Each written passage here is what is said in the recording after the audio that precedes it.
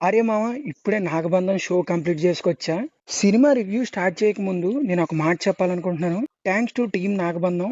Audience ని granted గా తీసుకోనందుకు నాకు చాలా హ్యాపీగా అనిపించింది. ఎందుకంటే వాళ్ళు పెట్టిన ఎఫర్ట్స్ స్క్రీన్ మీద కనపడతాయి.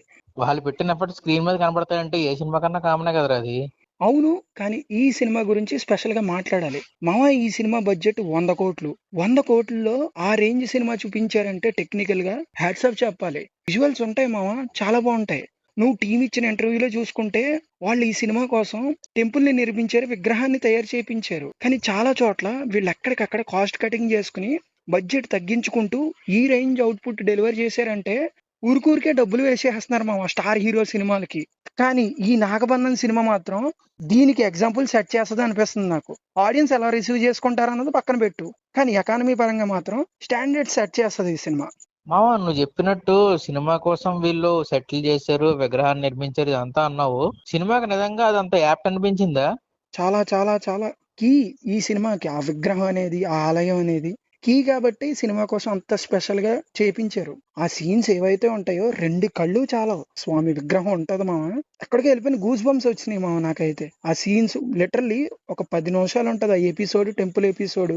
ఎగ్జాగ్రేట్ చేయట్లేదు, జన్మధన్యం అయిపోయింది. అంటే అంత బాగుందంటారా కథ అంతా కూడా? అంత నీట్ గా తీసాడు ఆ కథనంతటిని డైరెక్టర్ కి మొత్తం క్రెడిట్స్ ఇచ్చేయచ్చు అంటావా? డైరెక్టర్ కి క్రెడిట్స్ ఇచ్చేచ్చా అంటావా అంటే, ఈ సినిమాకి రైటర్ అతనే, డైరెక్టర్ అతనే. రైటర్ గా ఎఫర్ట్స్ పెట్టలేదు, కానీ యాజ్ ఎ డైరెక్టర్ గా ఎఫర్ట్స్ పెట్టాడు. ఈ సినిమాకి ఇంకా మంచి కథ ఉంటే బాగుండేది. ఏదైతే లైన్ సెట్ చేసుకున్నాడు, ప్లాట్ సెట్ చేసుకున్నాడు, ఆ బ్రహ్మకమలం ఎలిమెంట్ అనేది సినిమాకి హెల్ప్ అవుద్ది. కానీ దాని చుట్టూ డ్రామా ఏదైతే ఉంటుందో అది కూడా ఓకే, కానీ ఫ్రెష్ గా ఉండదు. హీరో ఫ్యామిలీ సీన్స్ ఏవైతే ఉంటాయో అవి కొంచెం డ్రామాటిక్ గా ఉంటాయి. ఆ డ్రామా అందరికీ నచ్చదు, కానీ నాకు నచ్చింది. చాలా రోజుల తర్వాత ఒక మంచి డ్రామా నడిచినట్టు అనిపించింది. ఈ రోజుల్లో అన్ని లార్జర్ దాన్ యాక్షన్ సీన్స్ చూసి చూసి బోర్ కొట్టి ఆ ఫ్యామిలీ డ్రామా ఏదైతే ఉందో అది నాకైతే నచ్చింది. ఓకే మామ, ఇంకా పర్ఫార్మెన్స్ల పరంగా వస్తే విరాట్ కర్ణ తన పర్ఫార్మెన్స్ ఎలా ఉంది, ఇంకా లీడ్ రోల్ లో యాక్ట్ చేసిన యాక్టర్స్ పర్ఫార్మెన్స్ ఎలా ఉంది, సపోర్టింగ్ కాస్టింగ్ ఎలా చేశారు సినిమాకి? మామ, ఈ సినిమాలో చాలా పెద్ద కాస్టింగ్ గా ఉంది. ఈ సినిమాలో ఫస్ట్ హీరో గురించి మాట్లాడుకుందాం. స్ట్రైట్ అవే చెప్పేస్తున్నా, ఈ సినిమాకి హీరో మైనస్ అని చెప్పాలి. ఫ్రెషర్ కాబట్టి డైరెక్టర్ కి అంత స్కోప్ దక్కలేదు. సో కథలో ఏదైతే ఉందో దాన్నే స్ట్రిక్ట్లీ ఫాలో అయిపోయాడు. ఒకవేళ హీరో మారుంటే ఇంకా ఎక్స్ప్లోర్ చేసేవాడు అనిపించింది నాకు. అండ్ ఇంకా నభా నటేష్ విషయానికి వస్తే ఆ పాత్రలు ఎవరు చేసినా బాగానే చేస్తారు. సో తను అదే చేసింది. అండ్ ఇంకా జగపతి బాబు గారి పాత్ర కూడా బాగానే ఉంటది. Regular role same Nabha Natesh కి అప్లై అయింది, ఇక్కడ కూడా అప్లై అవుద్ది. ఆ రోల్ ఎవరైనా పర్ఫామ్ చేయగలరు, స్పెషల్ గా ఏం లేదు. అనసూయ గారు ఉంటారు, నెక్స్ట్ అంకిత్ కోయ ఉంటాడు. వీళ్ళందరు రోల్స్ పాత్ర పరిధి మేరకు ఉంటాయి. వాళ్ళందరూ బాగా పర్ఫామ్ చేశారు. అండ్ నాకు 2 రోల్స్ స్పెషల్ గా అనిపించినాయి. ఒకటేమో మహేష్ మంజ్రేకర్ గారి రోలు, ఆయన ఉండేది 10 నిమిషాలు, 10 నిమిషాలు చాలా బాగా పర్ఫామ్ చేశారు. అండ్ మురళీ శర్మ గారు, ఆయన కూడా అచ్యుత పాత్రలో చాలా బాగా చేశారని చెప్పాలి. ఆలయ ధర్మకర్తగా బాగుంది మా ఆయన పర్ఫార్మెన్స్ అయితే. ఇంకా టెక్నికల్ గా ఎలా ఉంది మామ? ఇలాంటి సినిమాని ఒక గ్రాండ్నెస్ తీసుకోవాలంటే అది మ్యూజిక్ సినిమాటోగ్రఫీ లేకపోతే చాలా కష్టం. వాటి పరంగా ఎలా ఉందంటావు?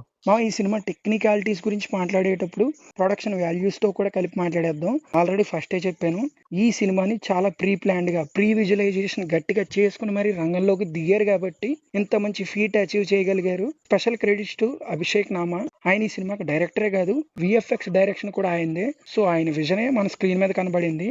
అండ్ ఈ సినిమాకి మ్యూజిక్ డైరెక్టర్లు కానీ, సినిమాటోగ్రాఫర్ కానీ అందరూ కొత్త వాళ్ళే. ప్రీ రిలీజ్ ప్రెస్ మీట్ లో కూడా చెప్పారు, ఇది నా టీము, నేనే తెచ్చి పెట్టుకున్నానని చెప్పి. అక్కడ అర్థమైపోయింది ఈయన విజన్ ఎంత బాగుందని అప్పుడు అనిపించింది. అది నాకు స్క్రీన్ మీద కనిపించింది. రైటింగ్ కొంచెం బాగుండి ఉంటే, ఇంకా ఫ్రెష్ గా రాసి ఉంటే ఇవన్నీ ఇంకా బాగా కనిపించేవి, ఇంకా సాలిడ్ బొమ్మ పడేది.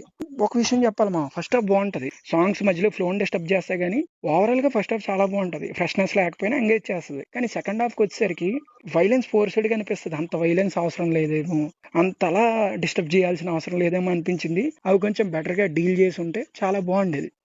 ఓవరాల్ గా సినిమా గురించి చెప్పాలంటే మన ఆడియన్స్ కి ఈ వీక్ వచ్చిన ఈ సినిమా వర్త్ అంటావా? నేనైతే ఆ టెంపుల్ సీన్స్ గురించి రికమెండ్ చేసేస్తా. కొంతమందికి నచ్చచ్చు, కానీ ఇలాంటి సినిమాలను ఎంకరేజ్ చేయాలని నా పర్సనల్ ఒపీనియన్. మీకు గనక టైం ఉంటే, మీరు ఆప్షన్ లేకపోతే ఈ సినిమాని ట్రై చేయండి.